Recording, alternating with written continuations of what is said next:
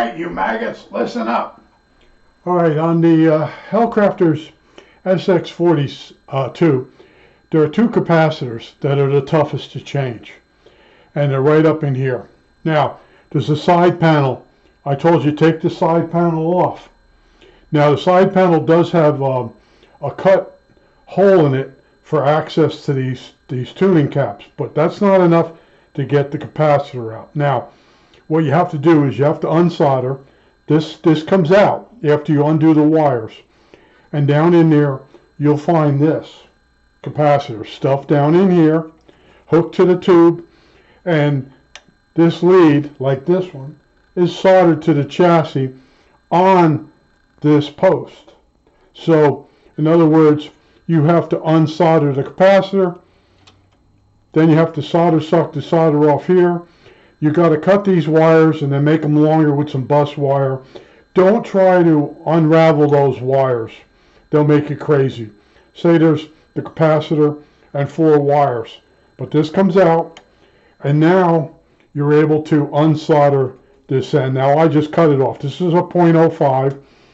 This has a foil line on it, shield, and you notice this is flat type of metal. It's like a braid, and that reduces the skin effect. See, at certain frequencies, or at all frequencies, but in other words, some of them you lose gain as the signal goes back and forth in the wire, because it's the AC signal. It forces the electrons out to the surface of the wire. It's called skin effect. So if you just have a tiny thin lead, it actually has resistance at that frequency. So by adding in a piece of foil or a braided wire, you allow the electrons to have more surface area. So this capacitor will work better at higher frequencies. That's what you're actually looking at. That's why they actually use this braid.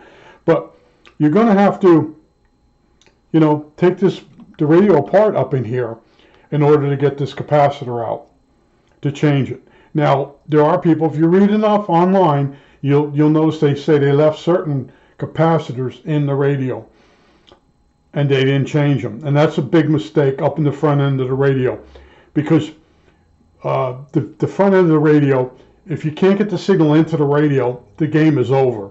So these two front end RF amplifier tubes, they have capacitors on, and then here's one over here. This is a .01. It's a square one. This I have to check to see if it's any good, but that has to be changed. You got to make sure the cathode bypass capacitor and the screen bypass capacitors are not leaky, or you lose your gain, you lose your sensitivity of your radio. Now, when you're doing this, you take this apart. There's a bolt you have to undo, and yeah, I did cut my nails finally. You want to get in and clean this wafer switch. You don't want to spray it. I'll talk about the spraying in a moment. I use a pink pearl eraser. I get these on eBay. And if you can't get down in there, you cut a piece of this off, and you mount it, the little piece, in a pair of hemostats, or they call them locking pliers, and you can get in there and clean the tracks. And you only clean the track that moves. You don't clean the little fingers. Those are self-cleaning. Once you get the track clean, the fingers will self-clean. Now, don't spray this. You know I don't like people who spray the rotary switches or the wafer switches.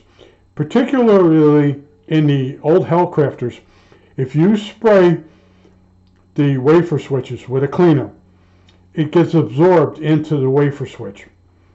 And then when you turn the radio on, the electrons actually will flow from a connection point on the wafer switch to the mounting rod. And you'll see videos where these here, right along here, they actually start arcing and they burn up. The spray cleaner, when it's still wet, and it's still wet because it's absorbed into the Bakelite, and then you turn the radio on, it hasn't dried, the electrons start flowing through the acid. Acid is a great conductor, and it carbonizes the Bakelite, and it ruins the radio. So if you do enough, if you do enough exploration and watch enough videos and listen to what other people will tell you, you will not be spraying any radio with any kind of cleaner. You'll learn your lesson without having to actually suffer. And I always tell you, don't spray the switches. Now, you'll see people, really good repairmen on the internet, and they do spray the cleaner into the controls. And they're fixing the radio live. And it works great. A few months later, the control will get really bad. And you're like, what's going on? Well, I have a habit of whenever a part fails, I open it up to see why it failed. And in my younger days, I used spray cleaner. And I realized I opened the pot up and it's jet black in there. And then I learned that you don't use Bright Dip. That was one of the brands. The guys in RCA used to ruin stuff with Bright Dip. And I would actually go in and clean it with an eraser and get the thing back working again. I don't want to tell those stories again, but in other words, these two capacitors are the hardest ones to change. There's two other ones back behind the coils. I haven't gotten to those, but that's how you have to do this. In order to get that capacitor out of there, you got to take this tuning. These are trimmer capacitors. You have to take this assembly out, and it's held in there by a bolt. So you undo the bolt. It's a 1/4 bolt. You undo that. You have to unsolder maybe. It could be soldered to the chassis, but it does come out. And then when you put these wires back in there, add on some bus wire to make them longer again. Put your switch, your trimmer cap back in there. Run your wires up through and resolder them. But remember, this is your chance when you take this out in order to change that cap to get down into this wafer switch and clean it. And there's, let's see, 1, 2, 3, 4, 5, 6, 7, 8, 9. There's 10 wafer switches, 11 wafer switches on the band switch.